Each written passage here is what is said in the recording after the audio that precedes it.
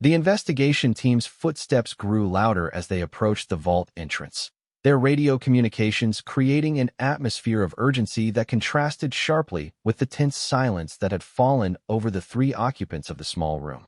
Marcus Whitfield felt the weight of history pressing down upon him as he realized that the next few minutes would determine not only his own fate, but potentially the future of the British monarchy itself. Detective Inspector Sarah Chun of the Metropolitan Police's Art Crime Unit appeared first in the vault entrance, followed closely by two additional officers and Palace Security Chief Robert Harrison.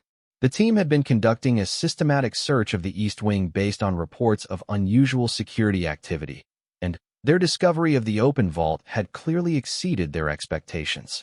"Guard Whitfield," Chief Harrison said sharply, his voice reflecting both surprise and concern at finding one of his own men in the company of Queen Camilla and Margaret Fenwell in what was obviously a highly sensitive situation. "Would you care to explain what is happening here?" Marcus took a deep breath, acutely aware that his response would set in motion a chain of events that could not be undone. He glanced briefly at Queen Camilla, who gave him the slightest of nods, as if giving him permission to proceed according to his own judgment. "Sir, I have located Queen Elizabeth II's missing coronation crown," Marcus replied, stepping aside to provide the investigation team with a clear view of the crown sitting on its velvet-draped table. Her Majesty Queen Camilla and Mrs. Fenwell were just explaining the circumstances surrounding the crown's presence in this vault. Detective Inspector Chun moved immediately to examine the crown, her trained eyes taking in every detail while her colleagues began documenting the scene with photographs and video recordings. The professional efficiency of the investigation team created a stark contrast to the intimate, almost conspiratorial atmosphere that had characterized the earlier conversation. "Your Majesty," Chief Harrison addressed Queen Camilla directly, "I must ask you to explain how this crown came to be in your private vault and why its location was not reported during the official investigation." Queen Camilla maintained her composure as she began to provide an account of events, but Marcus could see the tension in her posture as she prepared to navigate the complex task of explaining the situation to investigators who had no context for understanding the royal family's internal dynamics. "Chief Harrison, the situation is considerably more complex than a simple case of theft or concealment," Queen Camilla began. "The crown's presence here is related to sensitive historical matters involving the late Queen Elizabeth II estate and certain irregularities that came to light following her death." As Queen Camilla spoke, Detective Inspector Chun completed her preliminary examination of the crown and turned her attention to the letter that lay beside it. Marcus watched as the detective's expression changed while reading the document, her professional mask slipping momentarily to reveal shock, and then deep concern. "Your Majesty," Detective Inspector Chun said carefully, "this letter appears to contain serious allegations regarding the crown jewels collection and the circumstances surrounding this crown's creation. Are you prepared to make a formal statement regarding these matters?"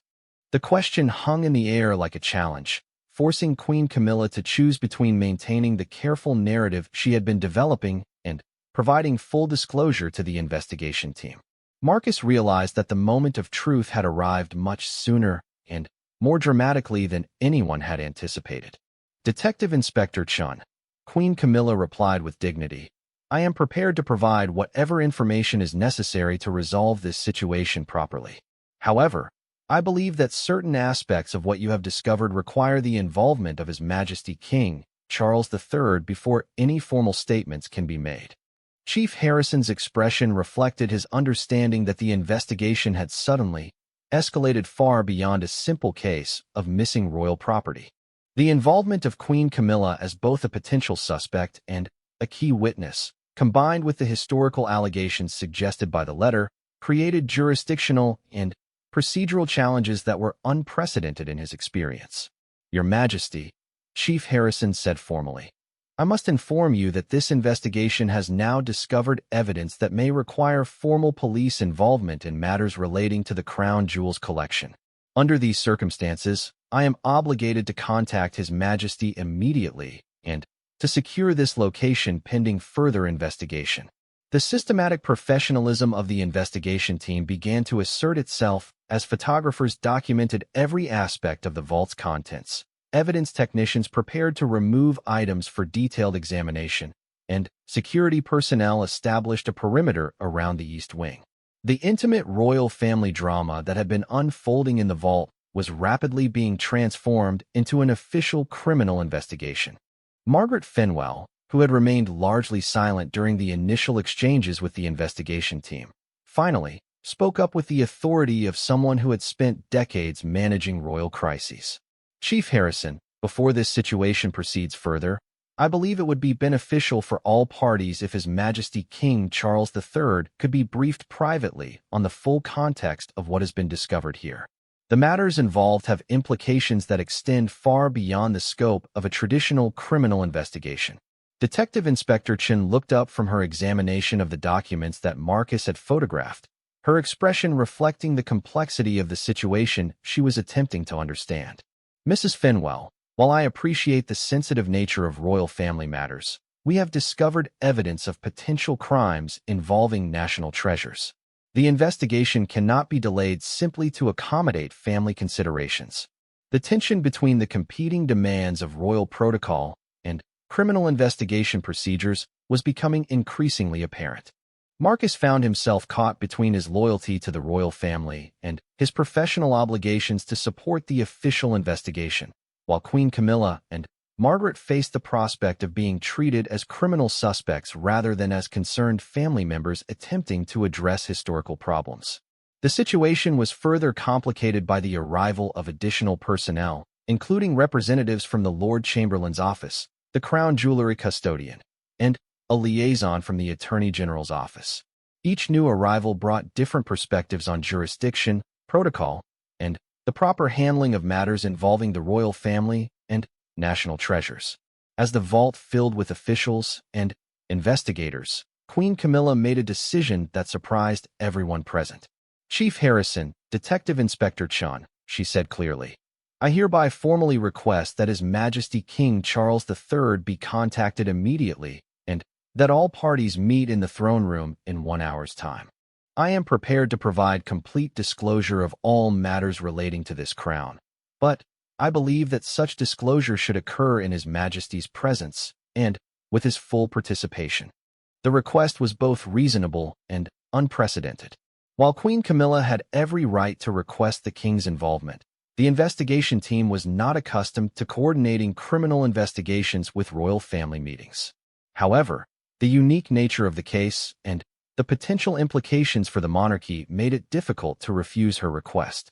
Your Majesty, Detective Inspector Chen replied after conferring briefly with her colleagues. We can accommodate your request for a meeting with His Majesty, but the investigation must continue according to standard procedures. The Crown and all related evidence will need to be secured and examined properly, regardless of any family meetings that may occur. Marcus watched as the various parties attempted to balance competing interests and establish a framework for addressing the unprecedented situation. His role as the discoverer of the crown had evolved into something resembling that of a key witness in what might become one of the most significant royal investigations in British history. The next hour passed in a blur of activity as preparations were made for the extraordinary meeting between King Charles III, Queen Camilla, the investigation team, and key palace officials. The throne room was chosen as an appropriate setting that would accommodate the formal nature of the proceedings while respecting the royal family's dignity. When King Charles III arrived, his expression reflected both concern about the investigation and confusion about why such a meeting had been necessary. Marcus observed that the king appeared to have been briefed only minimally about what had been discovered, and that he was clearly unprepared for the complexity of the situation he was about to confront. Ladies and gentlemen, the king began formally. I understand that significant developments have occurred in the investigation of my mother's missing crown. I have been told that the crown has been found, but that there are additional matters requiring my attention. Queen Camilla stepped forward, her composure remarkable given the extraordinary circumstances. Charles, what has been discovered today involves not only the location of your mother's crown, but also information about its origins that I believe you need to understand before any final decisions are made about how to proceed. As Queen Camilla began to explain the full situation to her husband, Marcus realized that he was witnessing one of the most extraordinary moments in modern royal history. The missing crown had been found, but its discovery had revealed family secrets, historical irregularities, and moral complexities that would reshape the understanding of the monarchy's relationship with truth, duty, and the British people. The resolution of the case would ultimately depend not on the investigation team's findings, but on King Charles III's decision about how to balance his loyalty to his mother's memory with his commitment to transparency and integrity in his own reign. The crown had been found, but the real story was about the courage required to confront difficult truths and the wisdom needed to transform historical mistakes into opportunities for greater honesty and accountability. As Marcus stood in the throne room, surrounded by the symbols of royal authority and the representatives of British justice, he understood that his discovery in Queen Camilla's private vault had become the catalyst for a fundamental examination of what the monarchy could and should represent in the modern world. The missing crown had been found, but its discovery had opened a door to questions about duty, honor, and the true meaning of service that would influence the royal family for generations to come. Queen Camilla entered the vault with the measured composure that had characterized her public appearances throughout her years as a member of the royal family. At 76 years old, she carried herself with an elegance that spoke to decades of experience in navigating complex social and political situations. Her early return from Scotland had clearly been motivated by reports of unusual security activity, and the determination in her expression suggested that she had been preparing for this confrontation. "Your Majesty," Marcus replied, executing a formal bow despite the extraordinary circumstances. His military training and years of palace service had ingrained certain protocols so deeply that they functioned even in the most unprecedented situations. "Please, Guard Whitfield, let us dispense with excessive formality given the nature of our situation," Queen Camilla said, moving to stand beside Margaret Finwell. "I assume that Mrs. Finwell has begun to explain the complexities of what you have discovered here. She has provided some context regarding Queen Elizabeth II's original decision and your role in addressing the situation," Marcus replied carefully. "Good. Then, you understand that this is not simply a matter of theft or deception, but rather an attempt to correct a historical mistake that has weighed heavily on the conscience of our family," Queen Camilla continued. "What I would like to discuss with you now is the question of how we move forward from this point." Marcus found himself in the surreal position of receiving direct instructions from Queen Camilla while standing in a vault that contained stolen crown jewels and evidence of royal family conflict. The protocols for such situations simply did not exist in any manual or training program he had encountered. "Your Majesty, my primary obligation is to report what I have discovered to my superior officers, and to ensure the safe return of royal property to its proper location," Marcus said, attempting to maintain his professional bearing while acknowledging the unique circumstances. "Of course, and I would expect nothing less from someone with your reputation for integrity and dedication," Queen Camilla replied. "However, I hope you will allow me to explain why the timing and manner of your report could have significant implications for the future of the monarchy and for the resolution of this situation." Queen Camilla gestured toward the crown, its diamonds still catching and reflecting the vault's lighting with brilliant intensity. "This crown represents more than simply a valuable piece of jewelry or even a significant historical artifact. It has become the symbol of a fundamental question about the nature of duty, honesty, and the proper relationship between the royal family and the British people." She began to explain her perspective on the situation, which differed in important ways from both the account in her letter and Margaret's earlier explanation. According to Queen Camilla, the discovery of Queen Elizabeth II's actions had forced her to confront difficult questions about her own role in the monarchy and her responsibility to future generations of royals. "When Margaret presented me with the documentation about the crown's origins, my initial reaction was indeed anger and resentment," Queen Camilla admitted. "For years, I had endured criticism and judgment from Elizabeth, who positioned herself as the moral authority of the family while concealing her own compromised actions. But As Queen Camilla had studied the documents more carefully and considered the full context of Elizabeth's decision, her perspective had evolved. She came to understand that the late Queen's actions had been motivated by genuine concern for the financial burden that royal ceremonies placed on the British taxpayers, rather than personal greed or deception. Elizabeth made a mistake, but it was a mistake born of good intentions during a difficult period in British history, Queen Camilla explained. My decision to remove the crown from the coronation ceremony was not about punishing her memory, but about preventing Charles from unknowingly participating in the continuation of that mistake.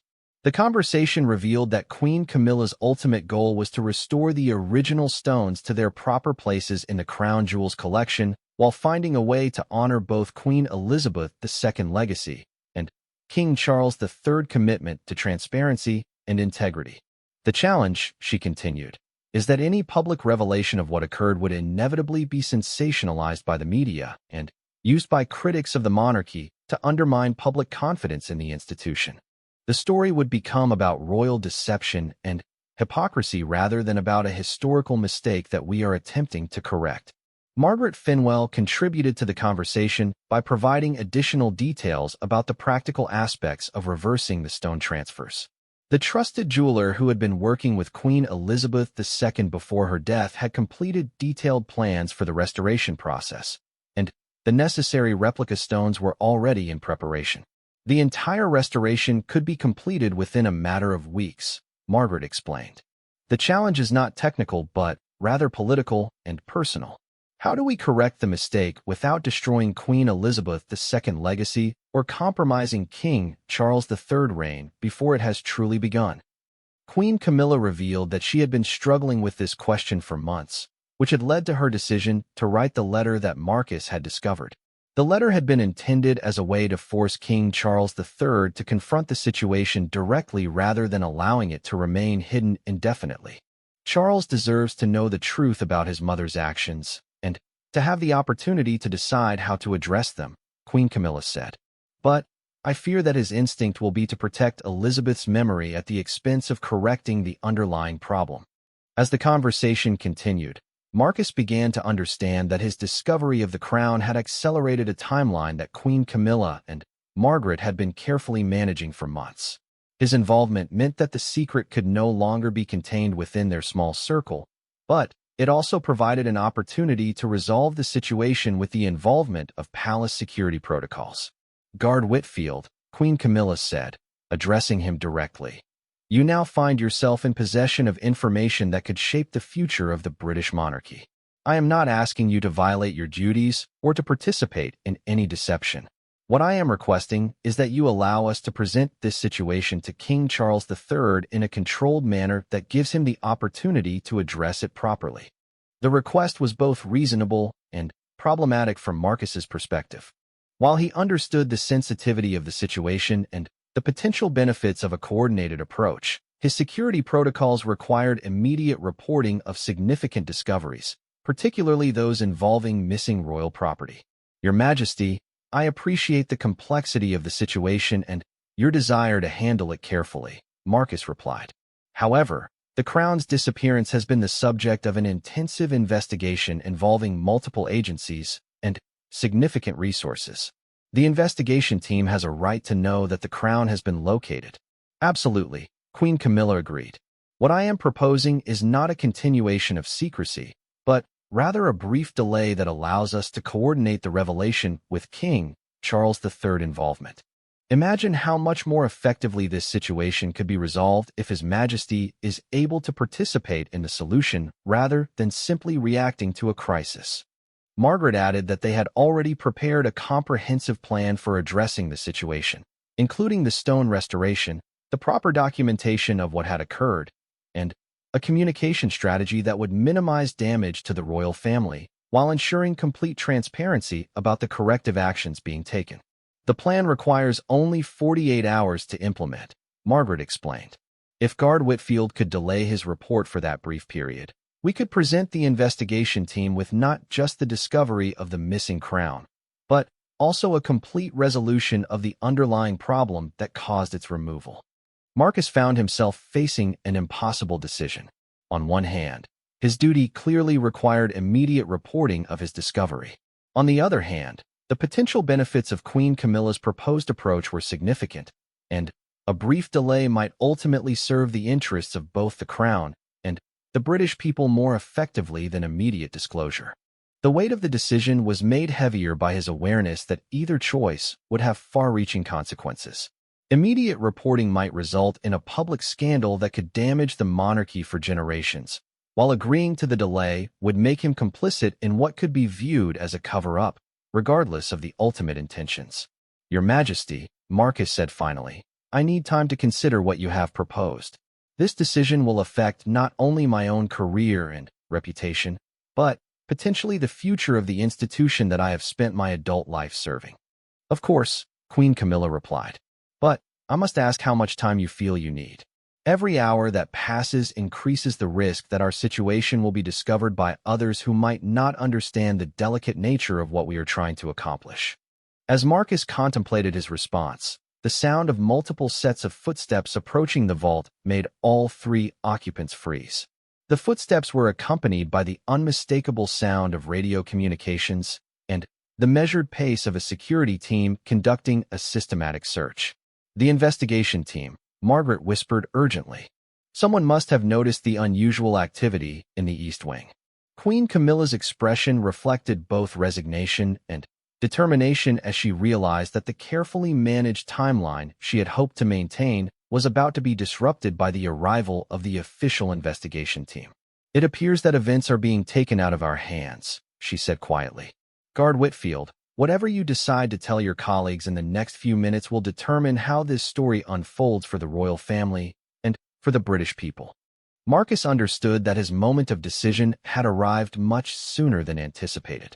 The approaching investigation team would discover the crown within minutes, and his account of how and why he had found it would shape the official understanding of events. The missing crown had been found, but its discovery had created new questions about duty, loyalty, and the proper balance between protecting royal secrets and serving the greater good. Margaret Fenwell stood perfectly still in the vault entrance, her silver hair catching the LED lighting in a way that made her appear almost ethereal. At 73 years old, she had served the royal family for more than 4 decades, first as a junior secretary to Princess Margaret, then as Queen Elizabeth II Assistant Private Secretary, and finally as Queen Camilla's most trusted confidant. Her reputation for discretion and loyalty was legendary among palace staff, which made her apparent involvement in the crown theft all the more shocking. "Mrs. Fenwell," Marcus replied carefully, his voice betraying none of the turmoil he felt. "I was conducting a security sweep of the East Wing when I discovered that this vault had been accessed recently. I felt obligated to investigate." The elderly woman stepped fully into the vault, her movements deliberate and controlled.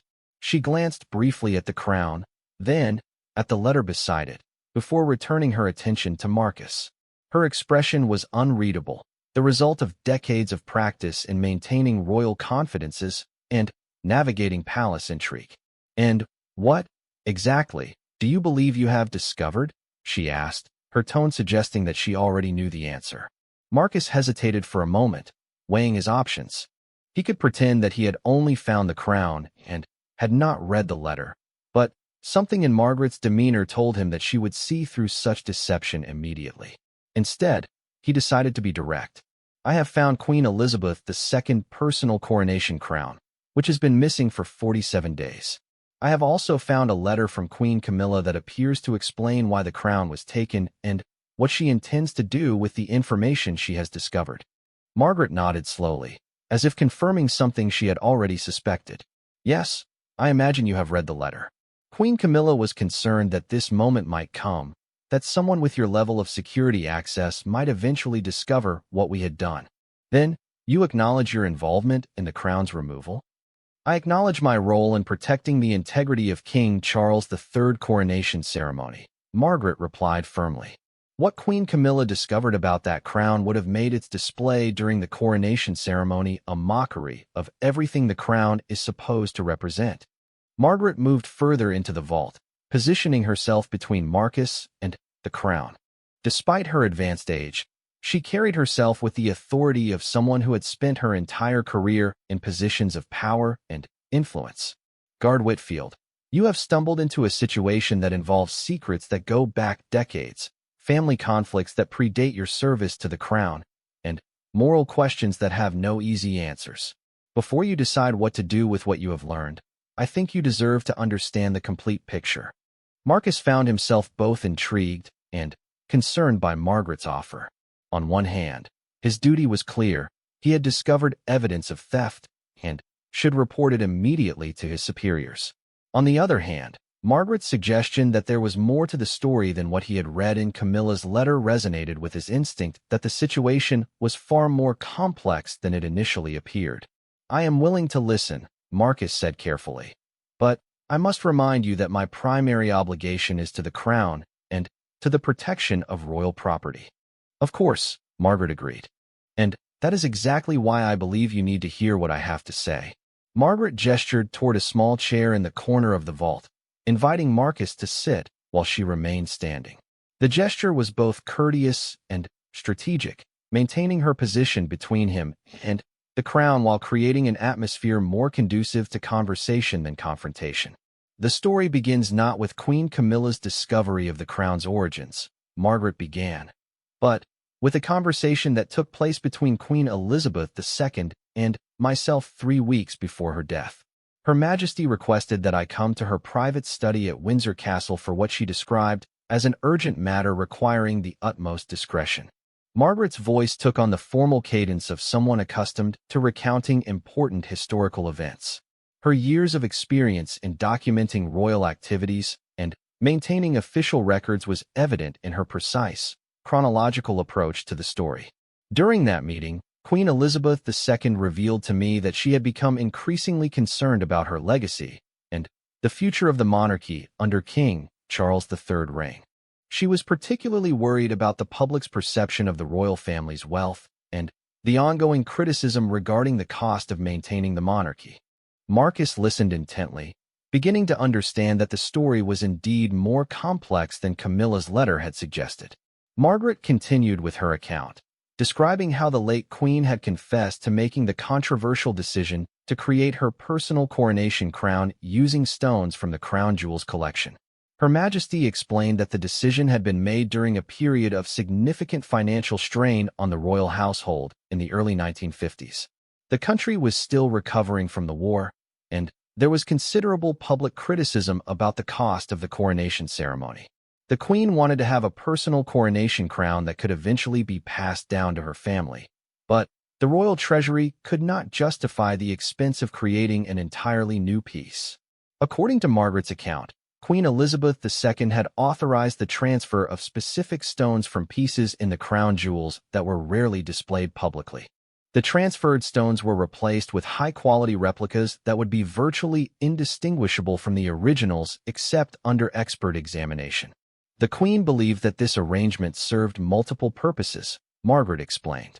It allowed her to have the personal crown she desired without additional expense to the British taxpayers, and it ensured that the crown jewels collection would appear unchanged to the public. But Margaret's revelation took an unexpected turn as she described the Queen's growing regret about the decision in her final years. By the time of our conversation at Windsor Castle, Her Majesty had come to view her actions as a terrible mistake. She realized that she had compromised the integrity of the crown jewels collection and had set a dangerous precedent for future monarchs. She was determined to find a way to correct what she had done. The Queen's plan, according to Margaret, had been to arrange for the return of the original stones to their proper places in the crown jewels collection after her death. She had been working with a trusted jeweler to create a detailed plan for reversing the transfers without public knowledge of what had occurred. Her Majesty gave me specific instructions about what to do if her plan could not be completed before her death, Margaret continued. I was to approach Queen Camilla privately and provide her with all the relevant documentation, trusting in her judgment to handle the situation appropriately. Marcus began to understand that Margaret's perspective on recent events differed significantly from what Camilla had written in her letter. Rather than discovering evidence of Elizabeth's deception, it appeared that Camilla had been deliberately informed about the situation and, entrusted with its resolution. So Queen Camilla was not acting out of anger or resentment when she removed the crown, Marcus observed. Not entirely, Margaret replied carefully. The situation is complicated by the fact that Queen Camilla's relationship with the late queen was indeed strained, and some of the sentiments expressed in her letter are undoubtedly genuine. However, her primary motivation for removing the crown was to honor Queen Elizabeth II's final wishes regarding the correction of this historical mistake. Margaret went on to explain that the plan had been for the crown to remain hidden until after King Charles III's coronation, at which point Camilla would privately present him with the full documentation and allow him to decide how to handle the restoration of the original stones to their proper places. The difficulty, Margaret continued, is that Queen Camilla has become convinced that King Charles III will choose to protect his mother's reputation rather than address the underlying problem. She believes that he will opt to maintain the status quo rather than risk the potential embarrassment to the royal family. This concern had led to Camilla's decision to write the letter that Marcus had found, creating what amounted to an ultimatum for her husband.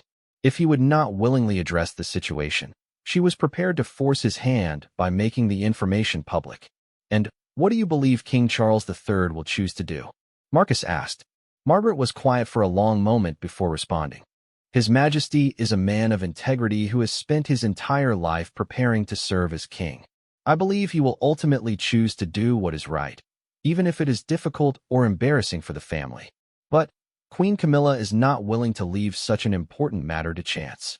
As Marcus absorbed this new information, he realized that his discovery of the crown had placed him in the middle of a complex family drama involving multiple generations of royals, each with their own interpretation of duty, honor, and the proper way to handle past mistakes.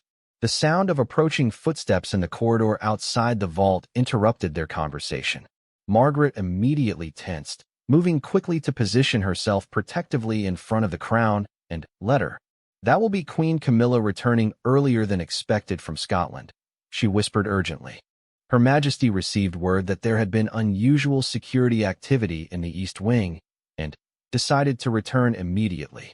Marcus felt his pulse quicken as he realized that he was about to come face to face with Queen Camilla herself, and that their conversation would determine not only his own future, but potentially the resolution of one of the most significant royal scandals in British history. The footsteps stopped directly outside the vault entrance, and a familiar voice called out clearly, "Margaret, I know you are in there. And I suspect you are not alone." Queen Camilla's silhouette appeared in the doorway, her expression unreadable in the vault's dim lighting. As she stepped into the fully illuminated space, Marcus could see the determination and resolve in her face, along with what might have been relief that the moment of truth had finally arrived. "Guard Whitfield," she said formally, acknowledging his presence with a slight nod. "I assume you have found my letter and have questions about what you have read." Marcus straightened to attention, acutely aware that he was about to engage in what might be the most important conversation of his career. The missing crown had been found, but its discovery had revealed secrets that would reshape his understanding of the royal family and force him to make decisions that would affect the monarchy itself. Marcus Whitfield's hands shook as he unfolded the letter, the expensive paper crackling softly in the vault's profound silence. Each word he read sent fresh waves of shock through his system, challenging everything he thought he knew about the royal family and the events surrounding the missing crown. The elegant handwriting belonged unmistakably to Queen Camilla, but the contents were unlike anything he could have imagined. "My dearest Charles," the letter began, "by the time you read this, you will know the truth about Elizabeth's crown and why I felt compelled to remove it from the coronation ceremony. I cannot bear the thought of that particular crown being displayed during your moment of triumph, knowing what I have discovered about its true significance and the pain it represents." The letter continued for several pages, revealing a story that would fundamentally alter the understanding of recent royal history. According to Camilla's carefully written account, she had discovered evidence that Queen Elizabeth II's personal coronation crown held a devastating secret, one that the late queen had carried to her grave, but which had been inadvertently revealed through private papers found among her personal effects. The secret centered around the crown's creation and the circumstances surrounding Elizabeth's 1953 coronation. According to documents that Camilla claimed to have found, the crown had been crafted using diamonds and precious stones that had been secretly removed from other pieces in the crown jewels collection. The late queen had apparently authorized this transfer without proper documentation, effectively stealing from the royal treasury to create her personal coronation crown. But the revelation that had most disturbed Queen Camilla was the reason behind Elizabeth's actions. The documents suggested that the late queen had been desperately trying to create a legacy piece that would ensure her place in history, independent of the traditional crown jewels that belonged to the institution rather than to her personally. The crown was meant to be her personal property, something that could be passed down to her descendants as a private family heirloom rather than a state treasure. Marcus read through the letter twice, his mind struggling to process the implications. If Camilla's claims were true, then Queen Elizabeth II had committed what amounted to theft from the British people, using her position to enrich herself at the expense of the crown jewels collection. The revelation would destroy the late queen's carefully cultivated image as a selfless monarch who had dedicated her life to duty and service. The letter went on to explain Camilla's decision to remove the crown from the coronation ceremony. She had discovered the truth just days before the event and had been faced with an impossible choice. She could either allow the crown to be displayed publicly, knowing its corrupt origins, or she could act to prevent what she saw as a continuation of the deception. "I could not stand by," Camilla had written, "and watch as Charles unknowingly participated in the glorification of Elizabeth's deception. The crown represents everything that is wrong with the monarchy's relationship with the truth, and I refuse to allow my husband's reign to begin with such a fundamental lie." The letter revealed that Camilla had enlisted the help of her most trusted lady-in-waiting, Margaret Fenwell, to remove the crown from the Queen's chambers and transport it to the private vault. The plan had been to keep the crown hidden until after the coronation, then to privately confront King Charles with the evidence and allow him to decide how to handle the situation. But, as Marcus read further, he discovered that Camilla's motivations were more complex than simple moral outrage. The letter revealed deep-seated resentment toward the late Queen Elizabeth II, stemming from decades of perceived slights and deliberate exclusion from the royal family's inner circle. "For 40 years, the letter continued, Elizabeth treated me as an outsider, a threat to her son's happiness, and a stain on the family's reputation. She never forgave me for my relationship with Charles during his first marriage, and she made sure I knew it at every opportunity. Even after our marriage, even after I had proven my dedication to the crown and the British people, she continued to view me with suspicion and barely concealed disdain." The letter painted a picture of a woman who had endured years of subtle humiliation and deliberate marginalization at the hands of her mother-in-law. Camilla described formal dinners where she had been seated at the far end of the table, official photographs where she had been positioned in the background, and private family gatherings where the Queen had openly discussed plans that deliberately excluded her. The discovery of Elizabeth's hypocrisy regarding the crown was simply the final straw, Camilla had written. "Here was a woman who had spent decades questioning my moral character and my fitness to be part of the royal family, while she herself was guilty of theft and deception on a scale that dwarfed any of my supposed shortcomings." Marcus realized that he was reading what amounted to a confession, but also a declaration of war against the memory and legacy of Queen Elizabeth II. Camilla's actions were not just about preventing the display of a stolen crown. They were about striking back at a woman who could no longer defend herself or retaliate. The letter's final paragraphs outlined Camilla's long-term plans for the crown and the devastating information she had discovered. She intended to present King Charles with an ultimatum. Either he would publicly acknowledge his mother's theft and return the crown's precious stones to the crown jewels collection, or Camilla would make the information public herself. "I will not allow our reign to be built on Elizabeth's lies," the letter concluded. "Charles must choose between protecting his mother's false legacy and beginning his reign with complete honesty and transparency. I believe he will make the right choice. But if he does not, I am prepared to take whatever action is necessary to ensure that the truth comes to light." As Marcus finished reading the letter, he realized that he had stumbled into the middle of a royal family conflict that went far beyond a simple theft. This was about decades of accumulated resentment, competing loyalties, and fundamentally different visions of what the monarchy should represent. His immediate problem was deciding what to do with this explosive information. Protocol demanded that he report the crown's discovery immediately to his superior officers, but the letter's contents complicated everything. If he reported everything he had found, he would be setting in motion a chain of events that could destroy the royal family and potentially end the monarchy itself. Marcus carefully photographed the letter with his secure device, making sure to capture every page clearly. He then turned his attention to the crown itself, examining it closely for any signs that might support or contradict Camilla's claims about its origins. The crown was undeniably beautiful, its craftsmanship reflecting the highest levels of skill and artistry. The diamonds were perfectly cut and brilliantly clear, the gold work was flawless, and the overall design spoke to careful planning and execution. But Marcus was not an expert in jewelry or precious stones, and he could not determine whether the components had indeed been taken from other pieces in the crown jewels collection. As he continued his examination of the vault's contents, Marcus discovered additional evidence that supported parts of Camilla's account. Hidden behind a stack of document boxes, he found a small collection of papers that appeared to be photocopies of historical documents related to the crown jewels collection.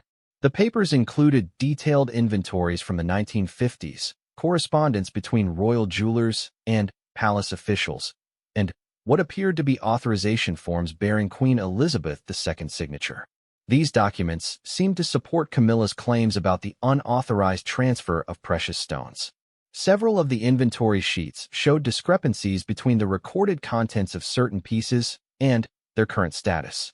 The authorization forms appeared to document the removal of specific diamonds and emeralds from existing crown jewels for use in special royal projects. Marcus photographed these documents as well, building a comprehensive record of everything he had discovered in the vault. But with each new piece of evidence, he felt the weight of responsibility growing heavier on his shoulders. He was no longer just a security guard who had found a stolen crown. He was a witness to what might be the most explosive royal scandal in British history. The sound of footsteps in the corridor outside the vault made Marcus's blood run cold. He quickly replaced the letter exactly where he had found it, positioning the crown in its original location and ensuring that everything appeared undisturbed. The approaching footsteps belonged to someone wearing the soft-soled shoes favored by senior palace staff, and they were heading directly toward the east wing. Marcus activated the vault's automatic lighting system and stepped back toward the entrance, preparing to explain his presence if challenged. His heart pounded as he waited to see who was approaching, knowing that his discovery had placed him in an incredibly dangerous position. The footsteps paused outside the vault entrance, and Marcus heard the soft beeping of an electronic device being activated. Someone was attempting to access the vault, and they clearly had the proper authorization codes to do so. In the darkness of the corridor, Marcus could make out the silhouette of a woman in formal palace attire, her identity hidden in the shadows, but her purpose clearly focused on the vault's contents. As the figure stepped into the vault's light, Marcus found himself face-to-face with Margaret Fenwell, Queen Camilla's most trusted lady-in-waiting and, according to the letter, her co-conspirator in the crown's theft. The elderly woman's face registered shock and, then, fear as she realized that the vault's contents had been discovered by someone outside their carefully planned conspiracy. "Guard Whitfield," she said quietly, her voice steady despite the obvious tension in her posture. "I suppose you have questions about what you found here." Marcus realized that the next few minutes would determine not only his own fate, but potentially the future of everyone involved in this extraordinary situation. The missing crown had been found, but its discovery had opened a door to secrets that threatened to tear the royal family apart from within. The morning mist clung to the windows of Buckingham Palace like ghostly fingers, creating an otherworldly atmosphere that seemed fitting for what was about to unfold. Senior Guard Marcus Whitfield adjusted his ceremonial uniform for the third time that morning, his weathered hands betraying the nervous energy that coursed through his veins. After 23 years of faithful service to the crown, he had never imagined he would find himself in such a position. The theft of Queen Elizabeth II's personal coronation crown had occurred exactly 47 days earlier, during the frenzied preparations for King Charles III's historic coronation ceremony. The crown, a delicate masterpiece crafted specifically for the late Queen's 1953 coronation, had been scheduled for a ceremonial blessing alongside the other crown jewels. It was meant to be displayed in a place of honor during the new king's crowning, a touching tribute to his beloved mother's legacy. Marcus remembered that chaotic Tuesday morning in April when the discovery was first made. The crown's disappearance had been noticed by Lady Catherine Morrison, the Queen's former personal dresser, who had been tasked with preparing the late monarch's personal effects for the ceremony. The elderly woman's horrified gasp had echoed through the private chambers, drawing immediate attention from the security detail. "It's gone," Lady Morrison had whispered, her voice barely audible as she stared at the empty velvet-lined case. "The Queen's crown, it's simply gone." The palace had immediately gone into lockdown. Every room was searched, every staff member questioned, every possible exit point examined with forensic precision. The Metropolitan Police's art crime unit had been called in discreetly, their plainclothes officers blending seamlessly with the palace staff as they conducted their investigation.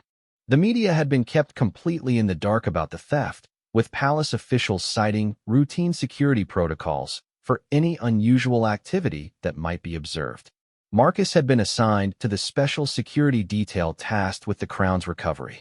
His role was to monitor the movements of all palace residents and staff, paying particular attention to anyone who might have had access to the Queen's private chambers during the critical 48-hour window when the crown had last been confirmed present. The investigation had initially focused on external threats. The possibility of international art thieves, Republican activists, or even foreign agents attempting to embarrass the monarchy during such a significant moment in British history. Elaborate theories were constructed about sophisticated break-ins, inside accomplices, and black market art dealers waiting to acquire such a priceless piece of royal heritage. But, as the days stretched into weeks, and the weeks into more than a month, the investigation began to take on a different character. The crown had seemingly vanished into thin air, leaving no trace of its passage through the palace's extensively monitored corridors. The security footage revealed nothing suspicious. The staff interviews had yielded no useful leads. Even the offer of a substantial reward for information leading to the crown's recovery had produced only false leads and attention-seeking confessions. Marcus found himself growing increasingly frustrated with the investigation's lack of progress. His military background had taught him to approach problems systematically, to eliminate possibilities one by one until only the truth remained. The methodical searching of obvious locations had been completed weeks ago. Now, he believed, it was time to look in the places that others might consider unthinkable. His suspicions about Queen Camilla's private vault had been growing gradually over the past week. The vault's existence was known to only a handful of senior staff members, and access was restricted to the Queen consort herself and 2 trusted ladies-in-waiting. Located in the palace's historic East Wing, the vault had been constructed during Queen Victoria's reign as a private repository for sensitive documents and personal treasures. What had initially drawn Marcus's attention to the vault was a series of seemingly innocent observations. He had noticed Queen Camilla making several unscheduled visits to the East Wing during the hours immediately following the crown's disappearance. While such visits were not inherently suspicious, the Queen consort had every right to access any part of the palace. The timing had struck him as noteworthy. Additionally, Marcus had observed subtle changes in the Queen consort's behavior during the investigation period. Normally composed and confident in her public appearances, Camilla had seemed unusually tense during official engagements. Her private secretary had quietly canceled several meetings, citing the Queen consort's need for private reflection time during the challenging period surrounding the coronation preparations. The most compelling piece of circumstantial evidence, however, had come from an unexpected source. Thomas Hartley, a veteran palace maintenance worker with access to areas of the building that even senior staff rarely visited, had mentioned seeing unusual activity near the East Wing vault entrance. While conducting routine inspection of the building's historic ventilation systems, Thomas had noticed fresh scratches around the vault's lock mechanism and what appeared to be recent disturbance of the dust patterns near the entrance. Marcus had initially dismissed these observations as coincidental. The idea that Queen Camilla, the king's beloved wife and a respected member of the royal family, could be involved in the theft of the late queen's crown seemed almost treasonous to contemplate. But his years of military and security experience had taught him that the most unlikely scenarios often proved to be the most accurate. The decision to investigate the vault had not been made lightly. Marcus had spent sleepless nights weighing the potential consequences of his suspicions. If he were wrong, his career would certainly be over, and he might face serious legal consequences for implying such allegations against a member of the royal family. But if he were right, and he failed to act, a priceless piece of British heritage might be lost forever. The opportunity to act had presented itself earlier that morning. Queen Camilla had departed for a 3-day official visit to Scotland, accompanied by her usual security detail and personal staff. The king was engaged in meetings with Commonwealth representatives in another part of the palace, and the East Wing was as quiet as it ever became. Marcus had carefully studied the vault's security system over the previous days. The lock was a sophisticated electronic mechanism, but it was also equipped with a manual override system designed to be used by senior security personnel in emergency situations. His access codes, granted to all senior guards for use in crisis scenarios, would allow him to open the vault if necessary. Standing outside the vault entrance, Marcus felt the weight of history pressing down upon him. The walls around him had witnessed centuries of royal secrets, palace intrigue, and family drama. Now he was about to add his own chapter to that long and complex story. The electronic lock disengaged with a soft click, and the heavy door swung open on silent hinges. The vault's interior was dimly lit by automatic LED strips that activated when the door opened. The space was larger than Marcus had expected, extending back into the palace's thick stone walls for nearly 20 feet. Heavy wooden shelving lined both sides of the narrow room, supporting an impressive collection of document boxes, jewelry cases, and personal artifacts. At the far end of the vault, sitting on a small table draped with purple velvet, was an object that made Marcus's breath catch in his throat. Even in the subdued lighting, the diamonds and precious stones embedded in the golden circlet caught and reflected the light with unmistakable brilliance. Queen Elizabeth II's personal coronation crown sat in quiet majesty, as beautiful and regal as it had been on that historic day in Westminster Abbey nearly 70 years earlier. Marcus approached the crown slowly, his mind racing with implications and questions. Why was it here? How had it arrived in Queen Camilla's private vault? What did this discovery mean for the royal family, for the investigation, and for his own future? As he reached for his secure communication device to report the discovery, Marcus noticed something else that made his blood run cold. Lying beside the crown was a handwritten letter, its elegant script immediately recognizable as Queen Camilla's personal stationery. The letter was addressed to King Charles III, and its visible opening lines contained words that would change everything. My dearest Charles, by the time you read this, you will know the truth about Elizabeth's crown and why I felt compelled to.